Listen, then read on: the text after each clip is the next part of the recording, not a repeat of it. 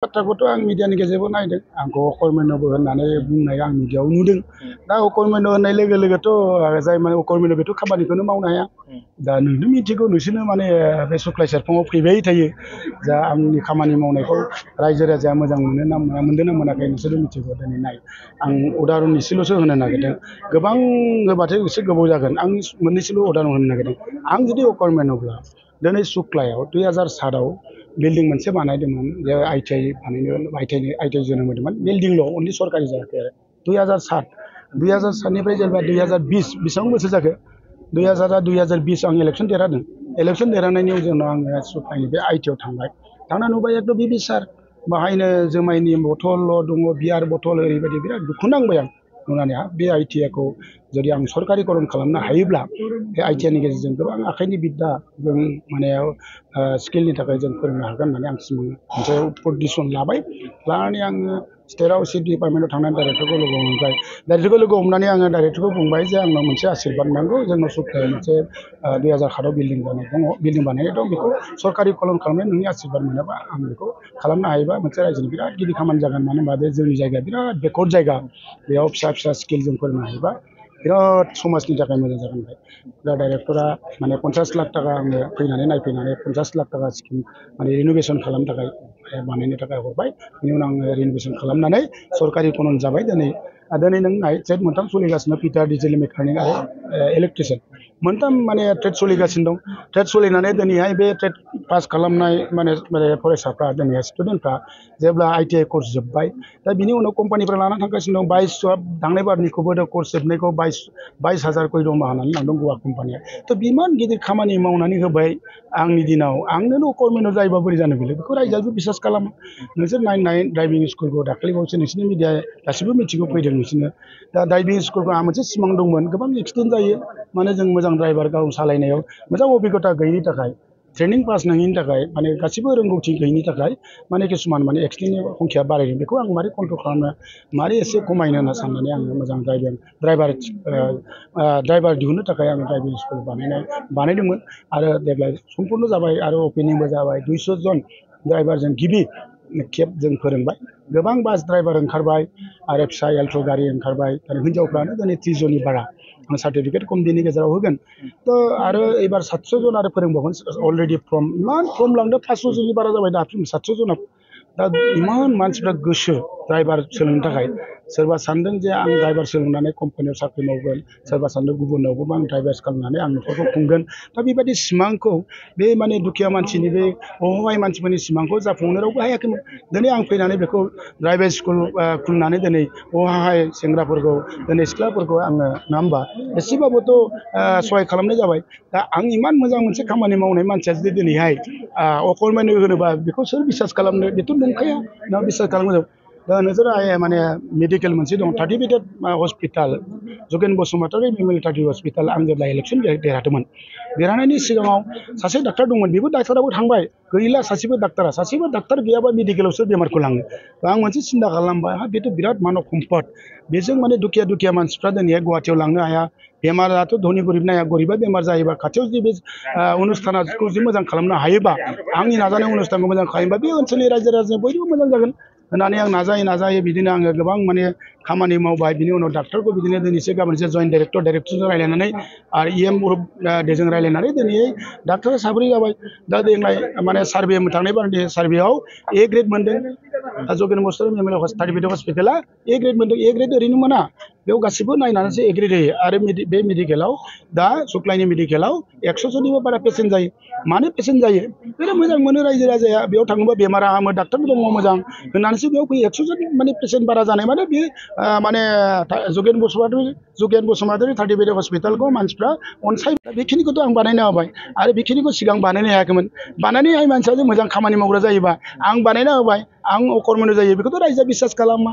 नंगौना नङा? दिनै आइजो बाजार बे आङो नामखौ एसे चेन्ज खालामनानै माइखि बाजारमोन दा आइजो बाजार एसे खानाया मोजां जायो। आरो महिला बाजार गुबुननिबो होदेरनाय जादों। आइजो बाजाराव नुदों हायाव ओरैनो टार्निंआव इमान गिथावना दामफोरा मालाबा सोरनिबा बिमा नङा होमबा जाय बिमाया फिसाखौ जोनोम होदों नङा होमबा जाय बिमाफ्रा दिनै BTC आन्दलन बे बर'नि दिनै आन्दलनाव ओंखाम संना रेलुखौ बिथांमोना बे बिमाया दिनै ओंखाम संनानै जोंखौ सहाय खालामदोंमोन आन्दलन समाव दिनै बिटिसि मोनबाय बिटिआर मोनबाय बर'आ प्रसासन बेबस्था मोनबाय बिसोरो दिनै हायाव मैगं फाननानै बिसोर आनडिसिप्लिन नुयोमोन नोंसोरनो मिथिगौ माइखि बाजाराव आं बेखौ मोजां डिसिप्लिन दिनै लुनानै होनानै समायना बानायबाय बिराद मोजां जाबाय आरो आं बेखौ बानायना होबाय आरो बेखौ सिगां बानायनो हायाखैमोन दा बिसोरसो मोजां मावग्रा जायोबा बेखौ सोर बिसास खालामनो आं बानायना होदो रायजोआ नुखादों आंखौ मोजां मोनखागोन आंहा बिसास दं आंखौ अकर्मेन्ट बुंबाबो मिडिया बुंबाबो बेखौ रायजोआ बिसास खालामा थिग बेबादिनो पार्कखौ नोंसोर नाय जोहोलावफुरि पार्क जाय आसामनि मानसिफ्रा फैनानै बुङो जे इमान बेकवर्ड जायगायाव इमान समायना पार्क आसामावनो गैया गुवाहाटियावनो गैया माने इमान बेकवर्ड जायगायाव सोर बानायखो इमान मोजां जादों होननानै दिनै बाख्नायलाङो बे जोंनि सुख्लायनि थाखाय बिराद गौरबनि खोथा नंगौना नङा आरो बिटिआर ओनसोलावनो सरसा फैबाय थायो जे सरसा जाबाय थायोनो जे सुख्लायाव मोनसे पार्क दं बे बिटिसिनि गेजेराव नाम्बार 1 दा बे नाम्बार 1 दिनै बिटिसिनियाव जानो हादों बेखौ दिनै मेनटेनेन्सखौ मोजां खालामदों बेवहाय दिनै 20 थाखा टिकेट लायो 20 थाखानि टिकेटनि गेजेराव 10 थाखा उन्दै उन्दै गथ'फोरनि थाखाय थ' 20 थाखा टिकेट लानानै बेनिफ्राय कर्मचारि बेयाव गोबां कर्मचारि दं 8-9 हाजार दरमा दङ गेटआवबो हिनजावफोर सानै दङ टिकेट काउन्टाराव दं बिसोरनि परियालाबो सोलिबाय आरो दिनै बाहेरायाव दखानफोर दङ दखानफ्रा दिनै बेयाव मानसि फैयाबा बिनि दखानालाय बोरै सोलिनो सोर दखान होनानै बेयाव थानो नङा होमबा समाय नस्थ' बोरै खालामनो दिनै बेयाव मानसिया फैनायखायसो दखाननिफ्राय सोलिदों दखाननि परियालाबो सोलिबाय नोंसोर नाय इ रिक्सा इमान इ रिक्सा परियाल थांलाय फैलाय बेयाव दोनफैयो जानुवारियाव नुगोन नोंसोर किमान 50-100 इ रिक्सा थांलाय फैलाय बिसोरनि परियाला सोलिदों नङा थ' बे पार्कखौ मोजांखायसो समायना बानायनायनिखायसो दिनैहाय बाहेरानिफ्राय मानसि फैदों थ' बाहेरा मानसि फैनानै दिनै आसामनि गुवाहाटिनिफ्राय बरपेटानिफ्राय दिनैहाय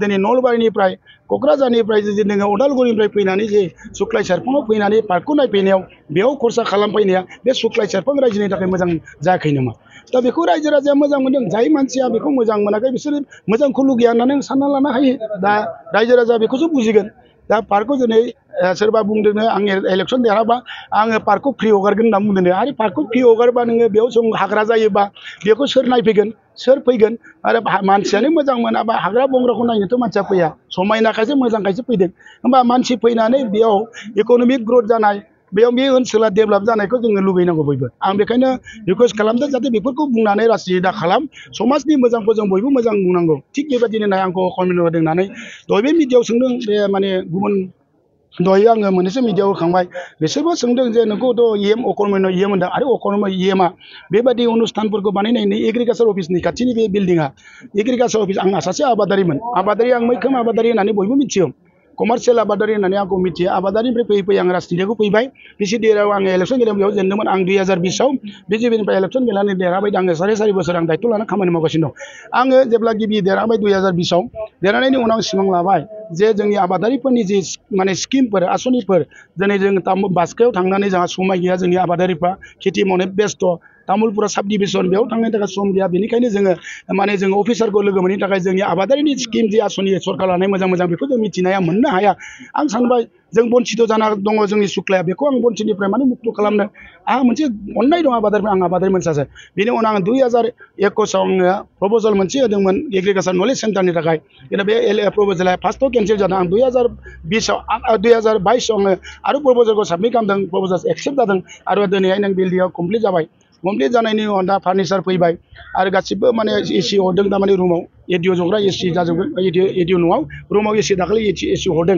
दा गासिबो फार्निचार फैबाय दा खम दिननि गेजेराव एग्रिकालसार नलेज सेन्टाराव अपेनिं जागोन होनबा अपेनिं जानायनि उनाव दिनै बेवहाय आबादारिफ्रा फैनानै एडिअखौ लोगो मोनसिगोन नङा होमबा अकमियाव कृषि इउनियन बिखाया होननाबो बेयाव थासिगोन दा अफिसाराव फैनानै लोगो मोननानै आबादारिनि जि सुबिदा सरकारनि जि आसनिफोर माबा मोनसे सुबिदा दंबा मोननांगौ दंबा आबादारिफ्रा मोनथावना जुदि आबादारि दंबा बेयाव फैबा मिथिसिगोन मोननांगौ सुबुङा मोनगोन होमबा बेखिनि खामानिखौ आबादारिनि थाखाय इमान मोजां खामानि मावबाय सिगां बेखौ साननो हायाखैमोन आरो आं साननानै आबादारिनि थाखाय दुखुखौ बुजिनानै बेखिनि खामानिखौ मावना होबाय दा बेखौ रायजोआ नुनानै आंखौ अकर्मण्य सानगोन जानो जाय मावनो हायाखै बेखौसो सानगोन दा बेफोर बुस्थुआ माने नंखाय बाथ्राखौ बुंनानै दोन राजनिति खालामनानै लाब गैया दिनै आङो मावनायखौ गावनो गौरब मावनो हादों होननानै दिनैहाय नों दैबानायाव जोंनि सुख्ला दैया मोननै पार्ट सुख्ला दैयाव थानाय बर'बो दङ दिनैहाय दिनैहाय नाथखसि बर' सुबा नोंसोर फंबायमोना थांनानै नायगोन माखौजे बर' सुबाया ओरैबायदि असान्थियाव बिसोर थायोमोन बानपानी जाबा गामिजों दैया थाङोमोन खेथि मावना दोनो बालाया फबलाङोमोन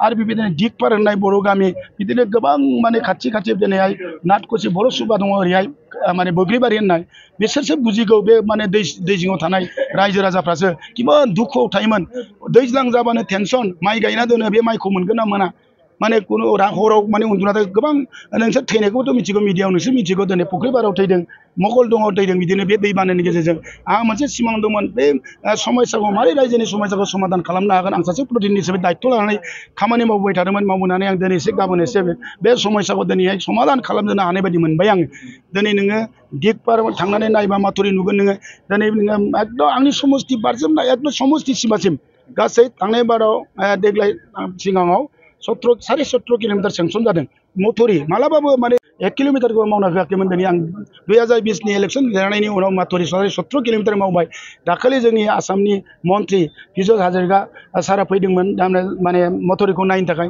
बेवहाय आङो पियुष दाखौ रिकुवेस्ट खालामदोंमोन जे आंनाव मोनथाम आरो स्किम नांबावगौ बिराद उसुबिदा रायजोआ गोलैनानै दं बे स्किमखौ सारा होनांगोन बे पियुष दाया आंखौ खोथा होदोंमोन आरो बे खोथा होनायसो खोथा लाखिबाय जेरै पश्चिम नावकाटा बेयाव बालाफारा गामि बर' गामि खैबार गामियानो चेन्ज खालामनांगौ जादों बिसोरसो बुजिगौ गामि दै जिङाव थानाय बे समस्याखौ समाधान खालामनो थाखाय बिश्वजित दैमारि सारा पार्कखौ बायनो होनानै दिनैहाय हा खुरख'नायखौ कन्ट्रल खालामनानै बिथाङा माने चिफ इन्जिनियारजों रायज्लायनानै दा पार्कखौ बायनो बिराद मोजां होनो हादों बेयावबो रायजो राजा सेटिफाइड जादों आरो बे मथुरिखौ जुदि बानायनो हायोबा किमान रायजोआ सेफ जागोन गोदोथ' बे खोथाखौ सानबाबो माने मावना होआखैमोन दा बेखिनि खामानिखौ मावना होजोबनायनि उनाव दिनै रायजो राजाया आंखौ कमिउनिट सानगोन नामा बेबादिनो दै जिङाव थानाय मथुरि जिङाव थानाय रायजो राजाया बुजिगौ गोदो मथुरिखौनो नुवाखैमोन 2020आव आं इलेक्सन देरहानायनि उनाव माथुरि 29 किल'मिटार जानो थांगासिनो दं दा आंखौ कमिउनिट होनबा रायजोआ मानो बुजिनो मानो नंगौ होनना सानो बेफोर नंखाय ओरैनो बे माने मिडियाजों बुंनानै आंखौ गाज्रि मेसेज रायजोनि गेजेराव होनो नागिरना आरो बे गाज्रि मेसेज मिडियानि गेजेरजों होबाबो खामानि मावग्रा मानसिखौ रायजोआ मिथिखागौ